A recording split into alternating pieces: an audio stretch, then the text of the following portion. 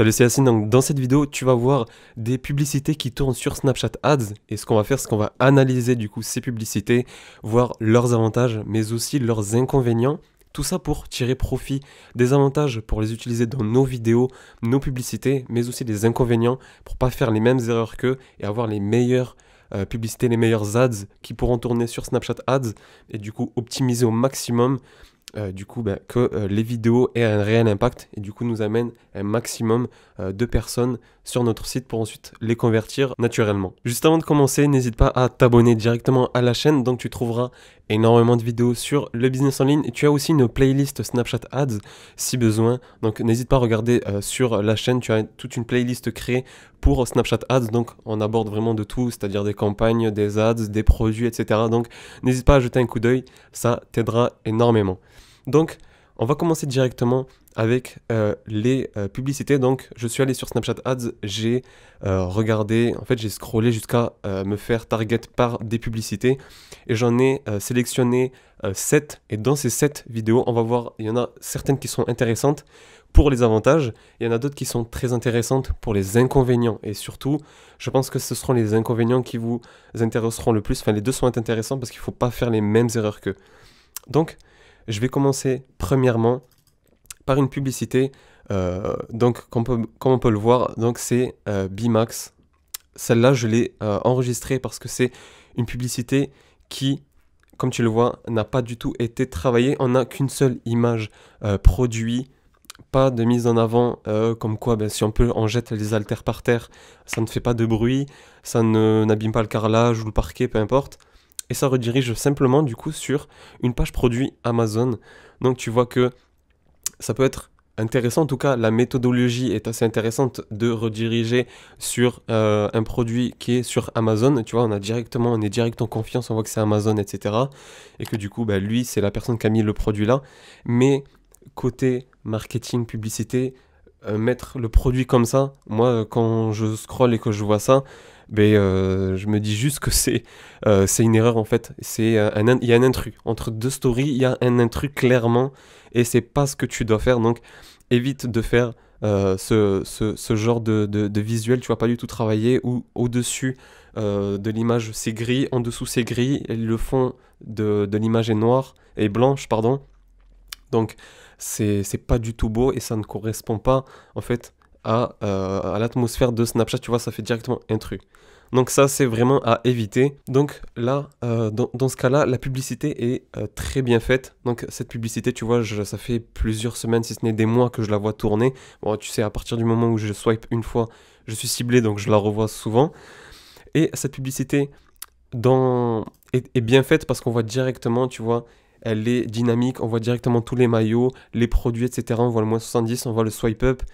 Elle est elle est au format Snapchat, tu vois. Elle correspond totalement au délire Snapchat, et donc elle ne fait pas intrus. C'est ça qui est intéressant, et c'est ce que je te conseillerais de faire, du coup, si tu as un produit, de faire pareil, donc de présenter directement. La première seconde est très importante, donc de présenter directement le produit. Là, c'est des t-shirts, enfin, c'est des maillots, donc il n'y a pas de avant-après, il n'y a pas d'avantage particulier. Donc voilà, c'est ce que tu devrais faire comme lui et d'utiliser aussi là, tu vois en haut à gauche, tu as le nom du site et en dessous tu as une headline, en gros en fait ça va être un sous-titre et c'est là que tu vas comme lui mettre en gros du marketing, c'est-à-dire soit mettre que tu as une promo, mettre que tu as une livraison offerte, mettre que si un code promo à rentrer, etc., etc. Donc ça, c'est plus dans ce délire-là que tu devrais créer tes ads. La vidéo de Cityscoot. Cityscoot, bon, c'est quand même beaucoup plus gros. C'est pas simplement des petits e-commerçants comme on vient de voir là. Cityscoot, c'est une grosse plateforme pour louer des scooters. Du coup, c'est dans Paris et peut-être d'autres grandes villes. Et là, tu vois comment la publicité est mise en place.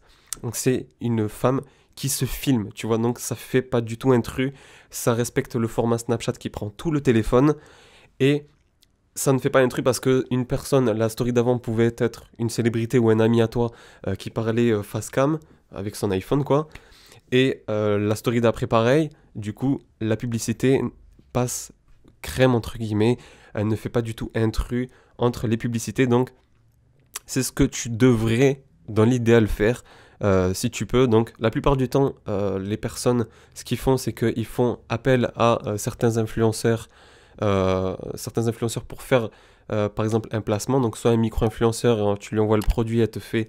Là, je te parle pour les dropshippers ou petits commerçants ou ceux qui veulent commencer. Tu fais un sorte de petit partenariat avec une influenceur peu connue. Et en échange, tu lui envoies le produit, elle te fait ce genre de vidéo, ou sinon avec un placement tout simplement, et tu reprends la vidéo du placement en story. Ensuite, on va voir une quatrième vidéo assez intéressante parce que là, le truc, tu vois, c'est sur les thés, donc Beauty Relax, le paradis des thés, etc.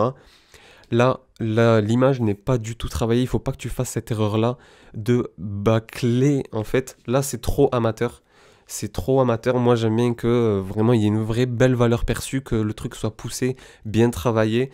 Et là, le problème, c'est que tu vois que la police n'est pas belle, n'est pas voilà, n'est pas ouf.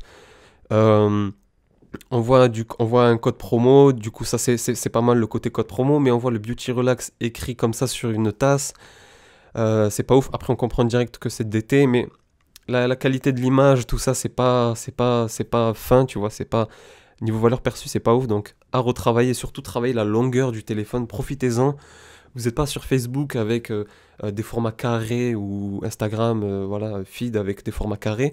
Il y a la longueur, profitez-en de la longueur que du coup vous permet d'avoir le format téléphone. Donc on en profite et on prend de la place sur l'écran.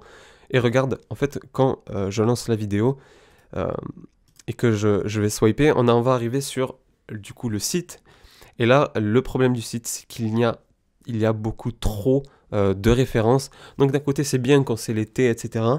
Mais lorsque tu veux faire à peu près comme lui, que tu as énormément de références, pense à ton client, pense à l'expérience client, facilite-lui la vie, donc fais par catégorie. Tu vois, si c'est, je sais pas, là dans le cas d'été, tu fais tes verts, tes noirs, etc. Tu catégorises les choses pour que ce soit fluide pour la personne. Parce que moi, je suis arrivé sur le site, j'ai vu 40 références. Sur les 40, il y en a au moins 5-10 que je vais aimer. Donc, que faire, tu vois, que faire. Donc voilà, facilite toujours la vie à tes prospects, tu vois. Donc là, pour l'avant-dernière vidéo, c'est la peluche, je sais plus comment elle s'appelle, elle a un octopus, je crois que ça veut dire poulpe en anglais. Et du coup, tu vois, c'est cette peluche-là. Du coup, on voit directement, on voit le hook, en fait, l'effet qu'a le produit, en fait, dès la première seconde. On voit que c'est une peluche mignonne, etc. La vidéo prend tout l'écran, on voit directement qu'on peut la faire changer d'humeur, etc. Donc, ça correspond totalement au délire de Snapchat, à l'environnement, à ce qu'on a l'habitude de voir sur Snapchat, tu vois. Donc, ça ne fait pas intrus. Et ça passe totalement dans le décor. Et l'objectif, c'est que tes publicités passent pour une story lambda, tu vois, parmi les amis et les célébrités. C'est vraiment un des objectifs à avoir. Et du coup, c'est pour ça que certains utilisent des influenceurs ou des personnes qui font des placements en ton nom, en gros, et présentent le produit comme si c'était, voilà, qu'elle parlait à un ami, tu vois. Et donc, c'est une bonne vidéo qui du coup correspond bien à Snapchat. Une des dernières vidéos, c'est celle-là. Donc ça, c'est un produit que j'ai vu sur le marché US, anglais et américain. C'est du coup des tatous. Donc là, c'est pour te montrer plus la qualité vidéo, que dès la première seconde, mais vraiment dès la demi première seconde, on voit directement le produit et ce qui va nous m'apporter, tu vois. On voit directement que si je prends ce produit-là, je peux me faire un tatouage instantané où je veux sur le corps, etc. La vidéo est bien faite parce qu'on a différents produits et à chaque fois, le processus de coller et tatouage instantané est démontré plusieurs fois avec différents modèles. Donc c'est très bien, c'est ce que tu devrais essayer de mettre en place si tu as différents produits. Et c'est surtout, en fait, la simplicité de compréhension du produit, en fait, et de son utilité. En fait, c'est ça que la première seconde est très importante, c'est de réellement mettre ça en place. Et du coup, c'est une des pubs qui tournait sur Snapchat et que j'ai trouvé intéressante à te montrer pour que tu comprennes, en fait, du coup, la différence entre une publicité qui est mal travaillée et une publicité bien travaillée, où tu as directement dès le début l'avantage, tu vois. Dernière vidéo, c'est du coup, là c'était pour des bracelets. Donc je sais pas si tu connais ces bracelets-là. C'est un bracelet qui ressemble un peu aux montres Rolex, c'est le bracelet président en fait. C'est un certain type de bracelet qui correspond à un certain type de montre Rolex. Et du coup là, on est sur en gros un type de bracelet qui ressemble énormément. On voit la montre collée à l'ordi, etc., qui pourrait faire allusion que c'est une Rolex, etc., que ça matcherait bien, ou qu'en tout cas ça donnerait l'illusion que ça en est une. Et du coup on voit que le site, la personne présente directement ça comme si elle parlait à un ami, que voilà, c'est un bon produit, regarde, moi j'aime bien, etc. Il fait ça, regarde, moi je l'ai en direct, ça fait ça. Et bim, quand on swipe sur le site est clean, le site est pro. Après, je sais pas si là, cette personne a été rentable. J'ai vu la publicité tourner assez longtemps quand même, donc je pense que oui. En tout cas, le principal, c'est que tu dois retenir que les publicités, il ne faut pas faire l'erreur d'avoir des images de très mauvaise qualité, ne pas utiliser la longueur smartphone, se contenter à faire des trucs carrés, etc. Ça, c'est pas bon du tout. Profite du format Snapchat téléphone pour faire de belles choses, profiter de l'espace qu'il y a, faire des trucs de qualité, éviter de faire des trucs bâclés. Et surtout, l'expérience client, c'est très important. Donc voilà, travaille bien la valeur perçue, c'est très important. J'espère en tout cas que la vidéo t'a apporté un maximum de valeurs, d'indices et de conseils niveau avantages et niveau inconvénients à ce qu'il nous faudrait faire et pas faire, tu vois. Et n'hésite pas à me dire en commentaire si tu as des questions ou quoi sur Snapchat Ads ou peut-être une prochaine vidéo. Donc je ferai ça du coup avec plaisir.